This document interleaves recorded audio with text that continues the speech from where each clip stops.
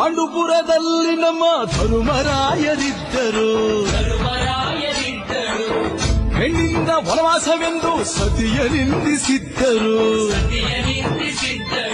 ಅತ್ತಳಮ್ಮ ದ್ರೌಪದಿಯು ಅಮ್ಮ ಅಣ್ಣಮ್ಮ ಎಂದು ಮಾನವತಿ ಹೆಣ್ಣಿಗೊಂದು ಸ್ಥಾನ ಕೊಡುಬಾರೆ ಎಂದು ಸೀರೆ ಉಡಿಸಿ ಬಳೆಯ ತೊಡಿಸಿ, ಸೀರೆ ಉಡಿಸಿ ಬಳೆಯ ತೊಡಿಸಿ ತಾಳಿ ಕಟ್ಟಿಸಿ, ಹೆಣ್ಣು ಇಲ್ಲದೆ ಧರ್ಮ ಇಲ್ಲ ಎಂದು ಬೋಧಿಸಿ, ಧರ್ಮನಿಗೆ ತಲೆಗೆ ಏಳು, ಧರ್ಮನಿಗೆ ತಲೆಗೆ ಏಳು ಬಡಿಕೆ ಕೂರಿಸಿ, ಕೈಗೆ ಕತ್ತಿ ಕೊಟ್ಟು ಕರಗ ಶಕ್ತಿ ತೋರಿಸಿ, ನನ್ನನ್ನು ಶಂಕಿಸಿದರೆ,